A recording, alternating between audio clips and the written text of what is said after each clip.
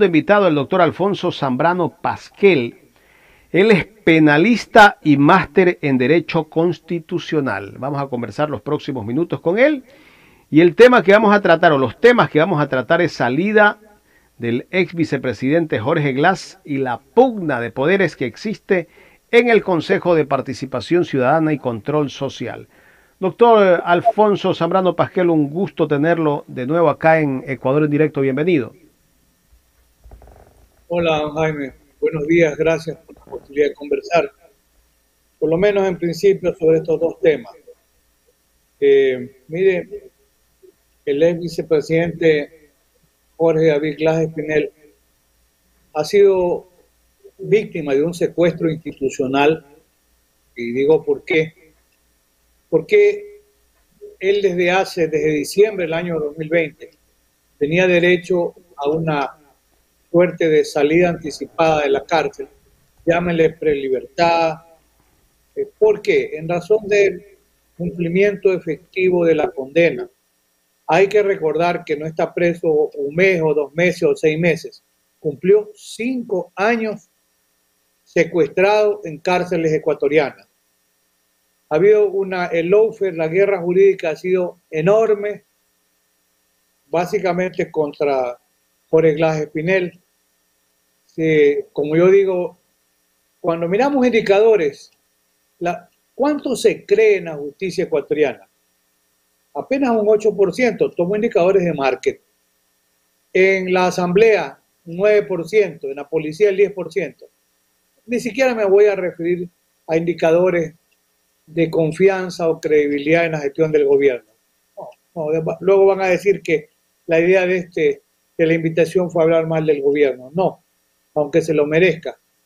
Pero hay una suerte de lawfare, guerra jurídica, como yo digo, han estado presentes y van a seguir presentes a lo que yo califico como los carroñeros de la justicia.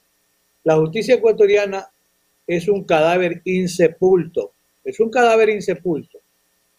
Y he escuchado comentarios cuando se ha planteado ahora que se proceda a la unificación de la pena, tema en el que han pasado semanas y semanas y los jueces requeridos ante la presión mediática y política simplemente hacen, como decimos los entendidos, múltiples de foro, hacen absolutamente nada.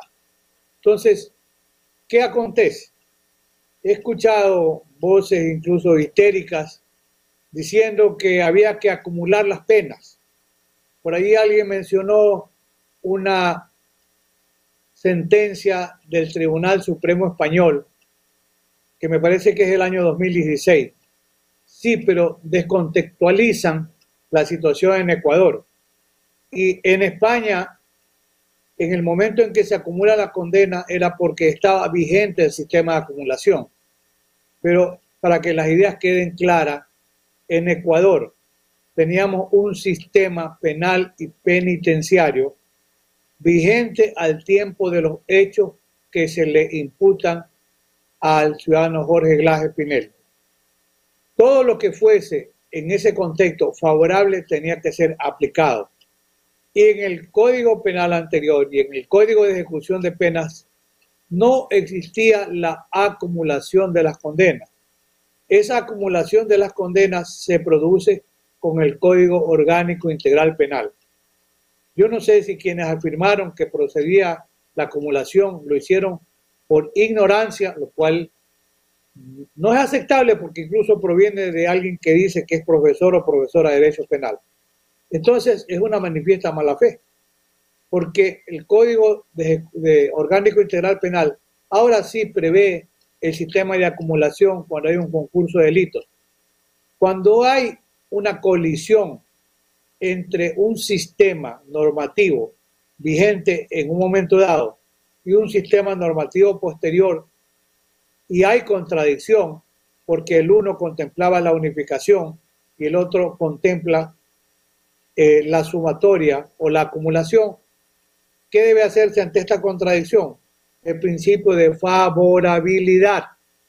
Es decir, ante un conflicto normativo tiene que aplicarse la ley en el sentido más favorable al justiciable.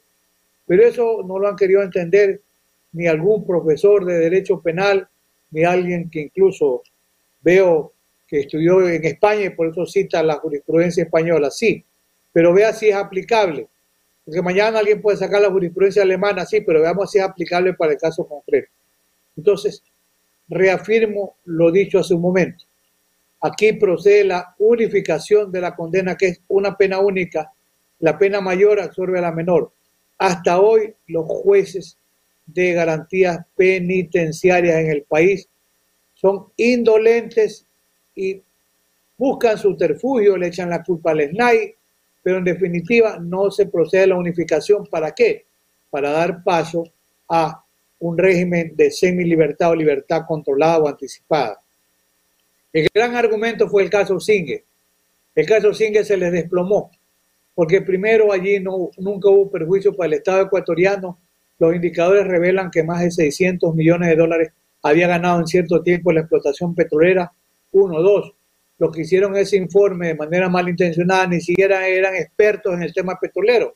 Y tres, el Estado ecuatoriano está condenado en cortes internacionales a indemnizar por el llamado caso Perenco. De manera que allí ha habido beneficio para el Estado ecuatoriano, pero como el lawfare era demoledor y terrible, allí también lo condenaron a Jorge Glass Espinel, aunque esa condena con toda justicia ya fue revocada.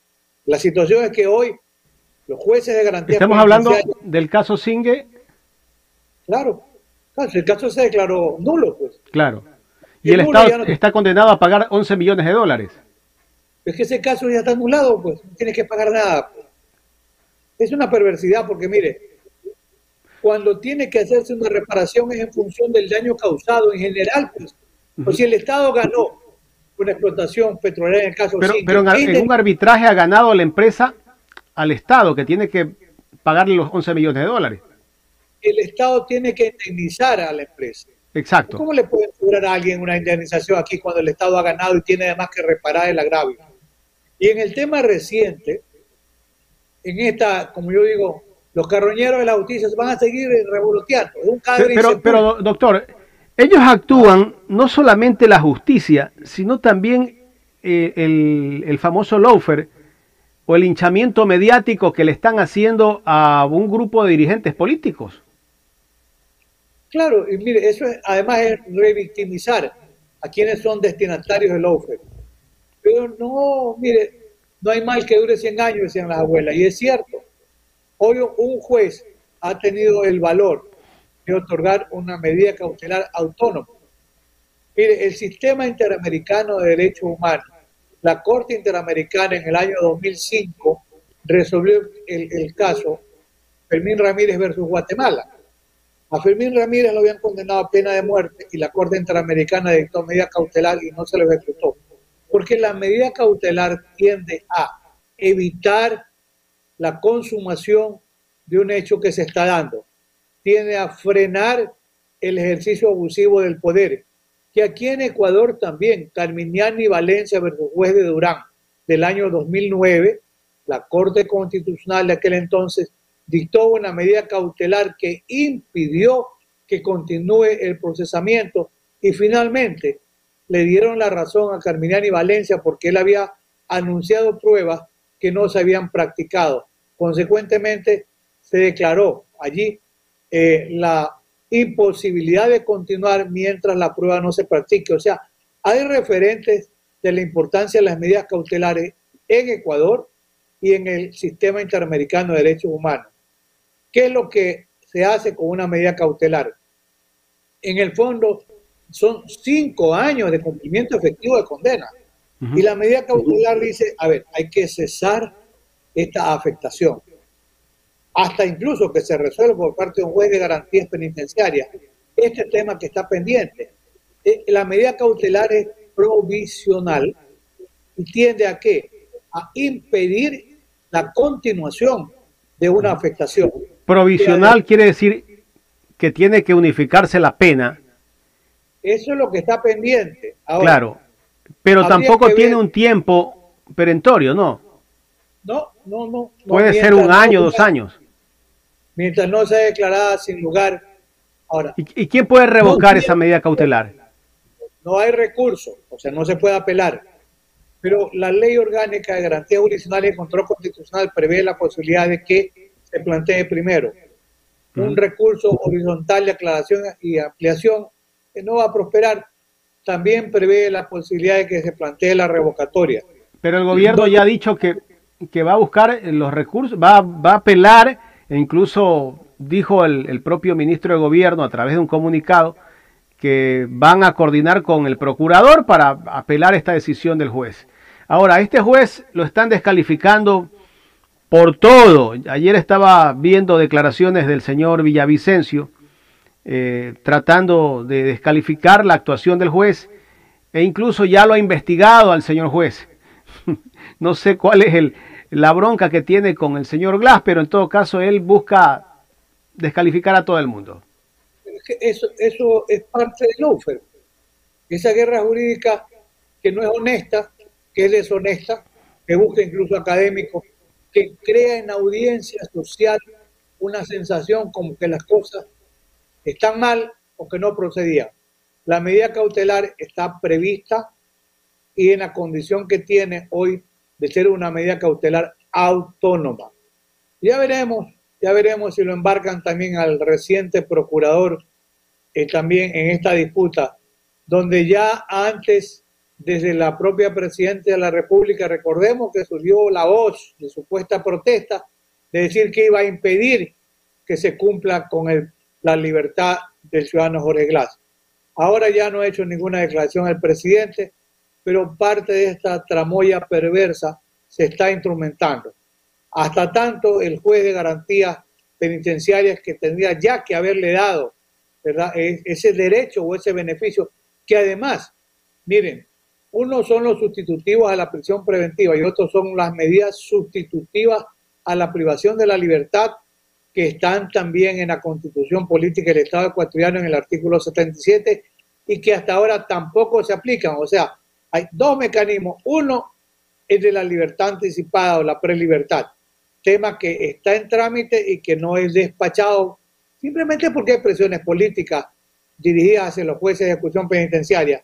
Y otro tema, hasta hoy olvidado, que son las medidas cautelares sustitutivas al cumplimiento del resto de la condena, ¿verdad? Que no significa a nadie declararlo libre o inocente, simplemente significa decir, señor, en razón del tiempo ya cumplido, el resto de la condena lo va a cumplir mediante medidas que se llaman sustitutivas, que están en la Constitución, que las ha en su momento examinado y no las ha deslegitimado la propia Corte Constitucional. Pero como este es parte del lawfare, ¿verdad?, ahí se sigue revictimizando al ciudadano Jorge Glass primero.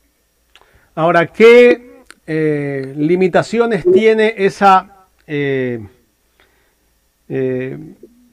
prisión bueno, ya no es prisión, ¿no? Esa libertad que tiene el ex vicepresidente Jorge Glass? No puede salir del país. Él tiene libertad para moverse dentro del país a cualquier provincia, a cualquier ciudad, pero no puede salir del país. ¿Y participar en actos públicos o actos políticos? No está impedido de participar, lo que no, o sea, me refiero a la participación como acto de presencia, lo que no puede ser candidato. Puede ser candidato mientras subsistan las sentencias condenatorias que están vigentes. Hay impedimento de salida y hay la presentación que debe hacer de manera periódica ante una autoridad. Me parece que es en la cárcel de Guayaquil. Pero en todo caso, ese es el estatus que tiene que ser respetado y que tiene que mantenerse vigente mientras no haya una decisión que lo invalide. Y esa decisión por el momento no existe. Uh-huh. Y si una vez que le dé la audificación de pena, ¿él seguirá presentándose acá en la cárcel, en la penitenciaría del Litoral, semanalmente? ¿O ya no? El juez de penitenciarias es el que determinará primero el derecho, que ya es un derecho adquirido de Jorge Glass Espinel, a gozar de una prelibertad o libertad controlada o anticipada, como quiera que se llame, por el resto del cumplimiento de la condena. Las medidas de restricción o de aseguramiento podrían ser uno, impedimento de salida del país, y la otra podría ser la presentación periódica, pero eso tendrá que determinarlo un juez de garantías penitenciarias. Igual podría ser el tema de disponer que porte un grillete electrónico, pero ya esas son medidas que cuando se haga efectivo ese derecho a la prelibertad o libertad controlada anticipada, habría que ver qué otras medidas de aseguramiento dispone el juez de garantías penitenciarias. Estamos dialogando con el doctor Alfonso Zambrano Pasquel, penalista y máster en Derecho Constitucional a través de Ecuador en directo. Doctor, bueno, la salida de Jorge Glass de alguna manera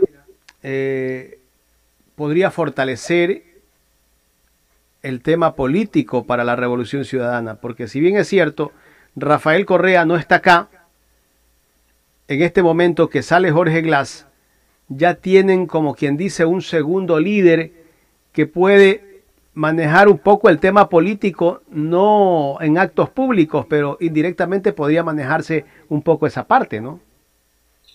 Mire, eso es incuestionable. Hay ejemplos. Lo que pasó en Bolivia después de haberlo perseguido judicialmente a Evo Morales, lo que acaba de pasar hace poco en Brasil, pues. Se reconoce el procedimiento perverso como un juez de apellido Moro, incluso lo condena al presidente Lula da Silva, que hoy regresa al poder. Regresa al poder porque fue revictimizado. Y es lo que ha pasado en Argentina con la señora Cristina Kirchner, y es lo que ha pasado en Colombia con el presidente Gustavo Petro.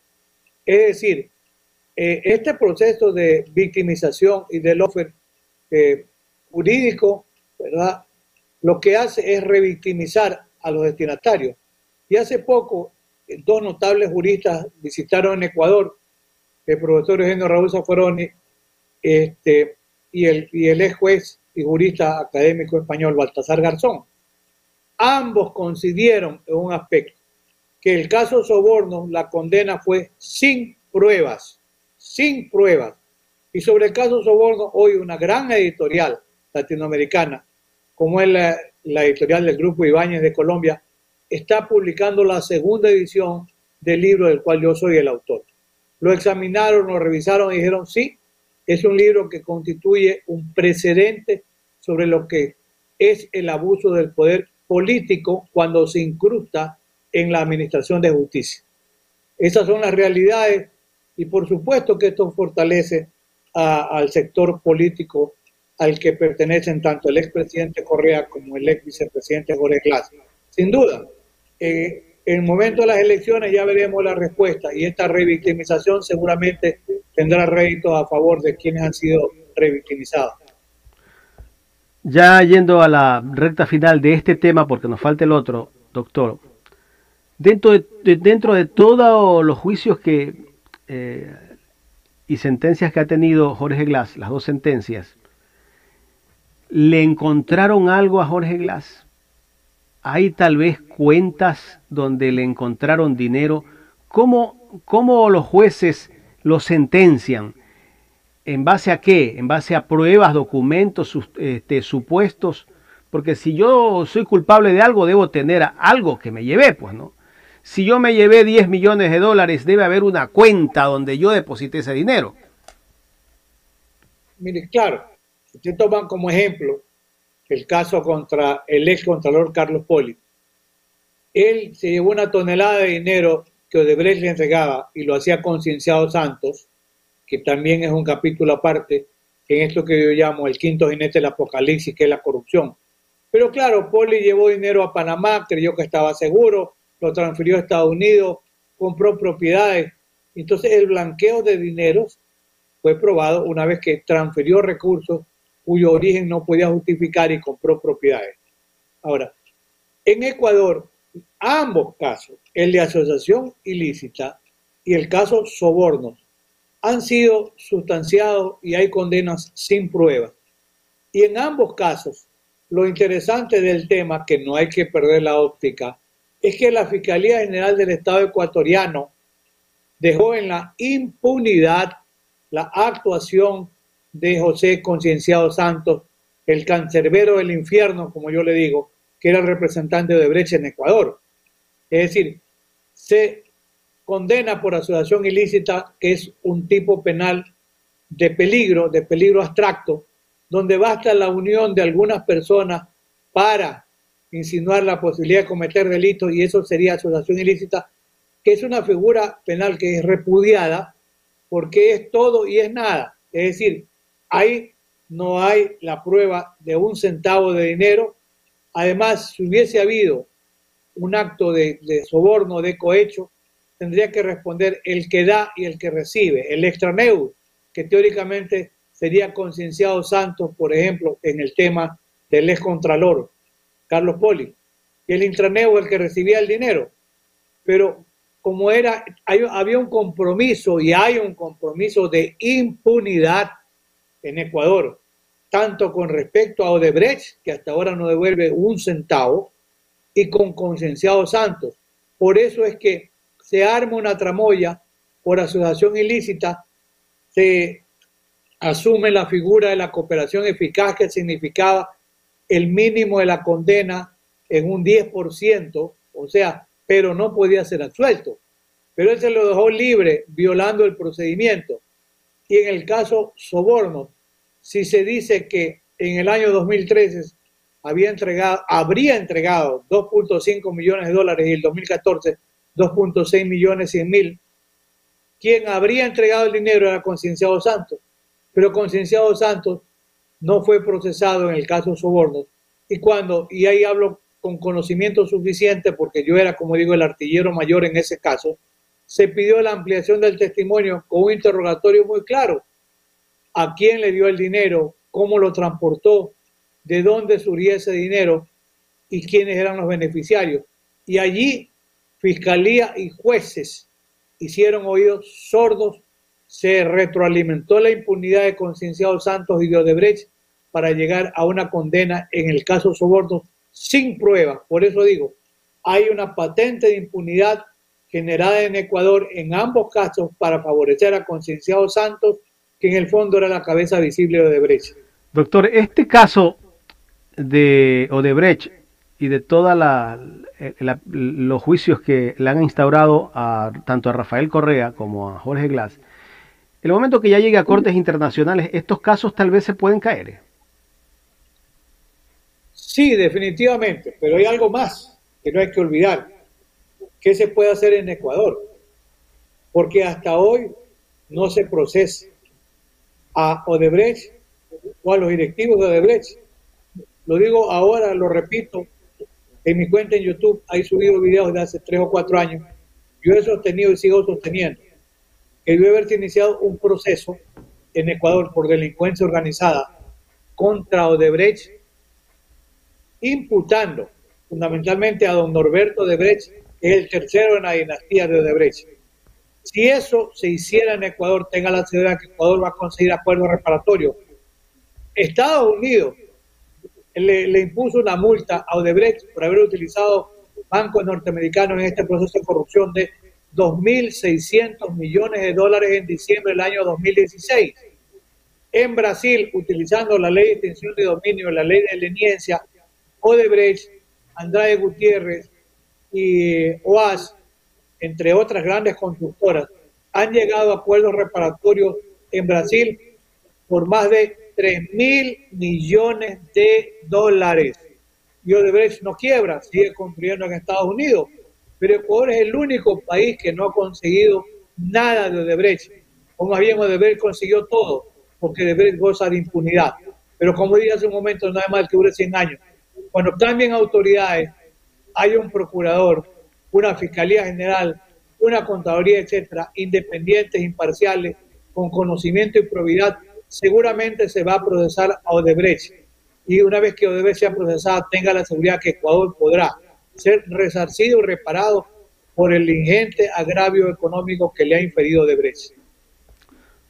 Doctor, vamos con otro tema, el tema del Consejo de Participación Ciudadana, esa pugna que existe en el Consejo de Participación Ciudadana y Control Social y la Asamblea.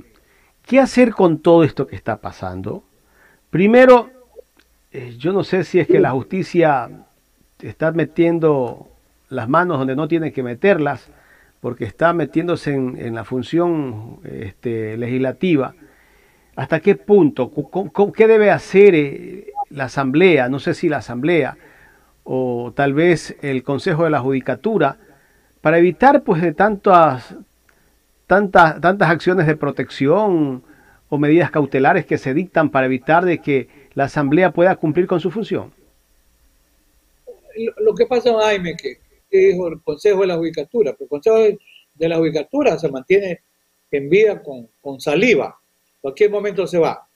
Se ha deslegitimado el Consejo de la Judicatura, sin duda, por la mala actuación, porque el Consejo de la Judicatura, algunos de los que siguen allí, es el que dio paso ¿a qué? A nombrar jueces temporales o transitorios que no existen ni en la Constitución ni en el Código Orgánico de la Función Judicial. ¿Para qué? ¿Para qué? Para que se maneje el caso sobornos. De 9 jueces, 7 jueces fueron temporales o transitorios nombrados por un consejo de la judicatura en el que están todavía algunos miembros. Es un consejo que está delegitimado. Ahora, yo recuerdo aquí expresiones del profesor Zavala Vaquerizo, y hoy, después lo decía un tiempo también Julio Mayer, lo dice el profesor Ferrajoli. El problema, y cae ambos, el gran jurista alemán, el problema a veces no está en la Constitución, no está en las leyes, está en la mala calidad de los funcionarios que están frente a distintos órganos del Estado.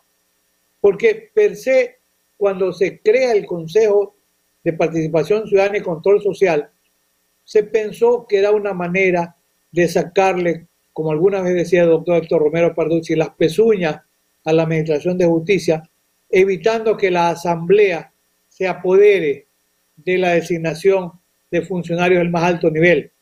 Lamentablemente fue una propuesta que, si bien es cierto en el marco teórico tenía razón de ser, terminó desnaturalizada, terminó desacreditada en el tema del Consejo de Participación Ciudadana, que harían bien en irse a su casa, pero claro, este es el país de los malos momentos, de las malas costumbres, de los malos ejemplos.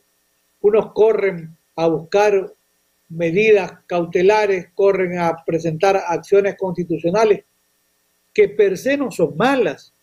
Lo que ocurre es que la mala utilización termina prostituyéndolas. Entonces, claro, lo mismo hace la Asamblea, hace un legislador que lo votan, o asambleísta que lo votan, hace el Consejo de Participación Ciudadana, lo hace el propio Consejo de la Judicatura, lo hacen jueces. Entonces, en el país se ha institucionalizado la prostitución en el tema de las garantías constitucionales. Hay que ser crudo, pero es la dura realidad. El país mira con molestia, mira absorto, mira indignado cómo se sigue manipulando. No es que las garantías son malas, mala es la mala utilización de las garantías. ¿Qué deben hacer?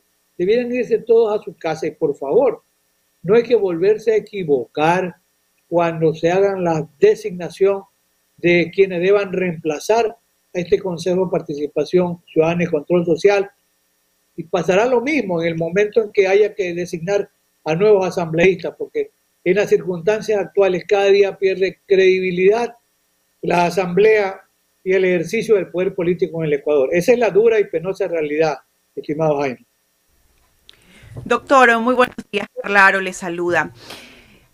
Esta pugna de poderes que hay en el Consejo de Participación Ciudadana, sobre todo por la designación de autoridades, ¿no cree usted, en su criterio, que de pronto hubiese terminado si se aprobaba la pregunta expuesta por el presidente Lasso en la próxima consulta popular de eliminar esa competencia al Consejo de Participación Ciudadana? De pronto, en su criterio, ¿no? ¿Considera usted no que ayudaría a eliminar esta pugna que hay, y que no hay solamente en este gobierno? Usted lo sabe, hay en todos los gobiernos, porque de una u otra manera quieren tener el control de estas entidades públicas que son de gran importancia. ¿Cuál es el problema? Yo dije hace un momento y reitero, la mala calidad de los que son nominados. Y esa mala calidad, ¿cómo se supera? Bueno, buscando personas de altísima probidad. Estoy pensando en un fiscal como Edmundo Durán Díaz, incorruptible, como yo digo, a prueba de bala. Estoy pensando en contralores como Hugo Ordóñez Espinosa de Cuenca, ya falleció, como Marcelo Merlo Jaramillo de Quito, que sigue con vida, que honraron el ejercicio de la Contraloría. Edmundo Durán Díaz honró el ejercicio de la Fiscalía General. El problema allí ya no está en la ley, está en la calidad de las personas que son designadas, pero yo realmente, este poder, sacarlo de las uñas del Consejo de Participación Ciudadana y entregárselo a la Asamblea, no sé si puede ser peor, pero mientras no haya el ejercicio de un poder político honesto, seguiremos sucumbiendo a situaciones como esta, a situaciones vergonzosas de los poli, de los CELI, etcétera, en un sistema en el que no hay credibilidad ni en la justicia, ni en la Asamblea, ni en el propio gobierno. De manera que el tema no está ni en la ley, la cambiamos, le damos a la Asamblea y luego habrá una pugna de poderes, adentelladas, se sacarán los pedazos, la piel, las uñas en la Asamblea para ver a quién se designa. Hace muchos años era un honor la sola nominación para el ejercicio de la función pública era un honor. De manera que había personas con altísimo prestigio que tenían un prestigio que defender y un prestigio que heredar también a las generaciones venideras. Pero parece ser que esos tiempos buenos se han perdido, por lo menos por ahora. Ojalá que se recuperen. Ojalá. Doctor, no sé si la palabra está correcta o no, pero sentimos los ecuatorianos que la justicia se ha degradado, ¿no? En su máxima expresión, porque resulta que si la Asamblea decide algo y no le gusta a tal o cual persona, funcionario o entidad, entonces recorro a la parte judicial y empiezo con la acción de protección. Y así, no solamente en el caso del Consejo de Participación Ciudadana, sino en un sinnúmero de casos. Entonces, ¿hasta dónde debemos entender nosotros, los ciudadanos comunes, que están las competencias de cada uno? Y las competencias en el sentido de respetar esos procesos. Porque ahora, si a mí no me gusta, entonces acción de protección. Y le pregunto esto porque ya estamos a puertas de unas elecciones seccionales y también nos van a decir mañana no me gustó el resultado, acción de protección. Y bueno, pues ahí viene ese manejo de la justicia. Por eso dije, no hay que volverse a equivocar. Hay que rectificar y rectificar para bien. Esa es la propuesta inmediata además de cara a las elecciones. Miren, no hay fórmulas mágicas, pero Ecuador tiene una depreciación en la credibilidad de la justicia. Bastaría pensar que hace pocos meses, y eso no hay que olvidarlo, el Consejo de la Judicatura incluso suspendió en sus funciones al presidente de la Corte Nacional. Terrible, aunque después se rectificado por un juez esa medida. Es decir, hay el ataque y el contraataque. Eso es parte también del lawfare o la guerra jurídica. Eso tiene que cesar y terminar. Y en mucho dependerá de la calidad de las nuevas autoridades en el ámbito del control. El Consejo de la Judicatura es importante, sí, yo personalmente lo he defendido como órgano de disciplina y de buen gobierno, porque lamentablemente y hay grabaciones de un vocal del Consejo que le pide a un juez o a una jueza que actúe de esa manera, y ese señor sigue campante, no pasa nada, no siente ni la más mínima vergüenza para haber dejado el cargo. Por eso es que el Ecuador está como está y este nivel de inseguridad también jurídica, motivada por qué, tanto por el lawfare como por el abuso del poder político. Tiene que cambiar y para cambiar no debemos equivocarnos en la designación de las nuevas autoridades. Doctor, lo decía yo al inicio de esta entrevista, ¿no? El que nosotros en pleno goce de nuestros derechos civiles y políticos elijamos a X, Y, Z autoridad, la designemos para que nos represente, incluso hasta tome decisiones por nosotros, ¿no? Es una responsabilidad bastante grande y parece que los ciudadanos aún no lo tomamos con la conciencia que debería. Y ponía un ejemplo, decía yo, para que no pase lo que está pasando actualmente en la Asamblea, y lo pongo de ejemplo desde mi criterio muy personal con el licenciado Villavicencio, ¿no? Y justamente hablando de la justicia y cómo se involucra la justicia con el poder, con la dignidad y con los cargos que ostenta. Le pregunto, no sé si usted siguió, en este caso, la amonestación, por así decirlo, que tuvo el asambleísta Villavicencio en la asamblea con la suspensión de 30 días, pero 31 días. Pero resulta pues que él, vamos a la justicia y ahora sí, dice que la jueza falla a su favor y pide su reintegro. Entonces, ahí sí está bien. ¿Cuándo algo está bien y cuándo no está bien? Cuando le conviene. Ese es el punto. Entonces, esta es una justicia elástica, ¿verdad? Cuando le conviene a alguien, dice, viva la justicia. Cuando no le conviene, esta justicia prostituida, perversa, etcétera. La justicia, lamentablemente, ha sido mal utilizada. Porque el concepto de justicia es dar a quien lo que le corresponde, a lo que tiene derecho. Lamentablemente, se la mal utiliza y las garantías constitucionales, que es importante su vigencia, y que el Ecuador dice en el pero tenemos una constitución garantista, doctor. Usted mejor que nadie lo sabe, es experto en ello, pero ¿qué pasa con esa constitución garantista? Que es abusada. Por eso dice Perrayoli, que es el autor del garantismo, él dice, ninguna garantía está de más. Hablar del garantismo es hablar de los derechos humanos que tenemos todos los ciudadanos, pero cuidado con el abuso del poder político, porque allí las garantías se convierten en garantías de papel. Y eso son en Ecuador las garantías de papel. ¿Por qué? Por un ejercicio abusivo del poder político. Así es, doctor, sin duda alguna. Jaime. Doctor, queremos agradecerle por haber aceptado conversar con nosotros. Nos ha dejado muy claro lo que está pasando en este país. Ojalá que con todo lo que hemos visto hasta el momento y con esa consulta que está planteando el gobierno, que dice que necesita poder hacer muchas cosas, pero tiene limitaciones, e incluso el presidente de la República hace poco pudo entrar a la cárcel, a la penitenciaría litoral, y dijo que todo quedó en orden, pero antes de que entre, él decía que no podía entrar porque las leyes no le permitían, o porque la Corte no le permite, porque los jueces no le permiten, o porque la Asamblea no le permite. Bueno, cualquier pretexto es bueno cuando quieres justificarte de algo. Y lamentablemente pasa así, sigue sacando el sombrero a ver quién nos regala algo para el tema de seguridad.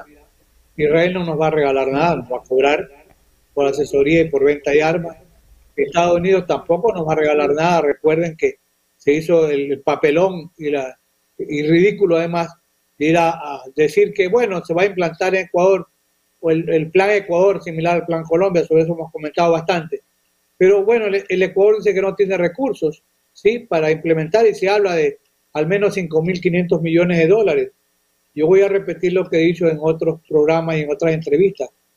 El Estado tiene la facultad para crear un impuesto único por una sola ocasión para el tema de seguridad ciudadana.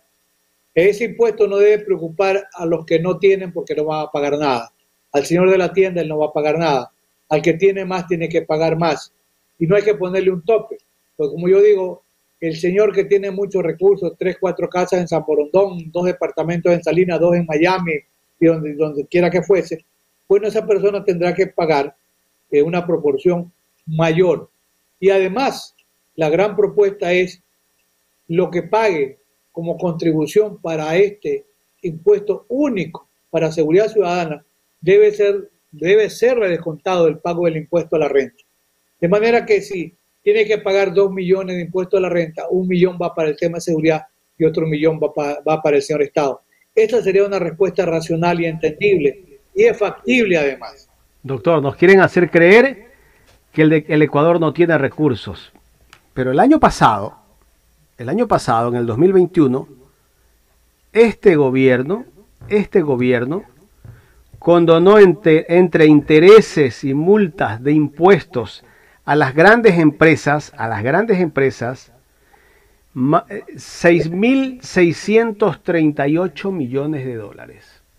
Eso lo dijo la economista Vilma Salgado en este espacio el día viernes.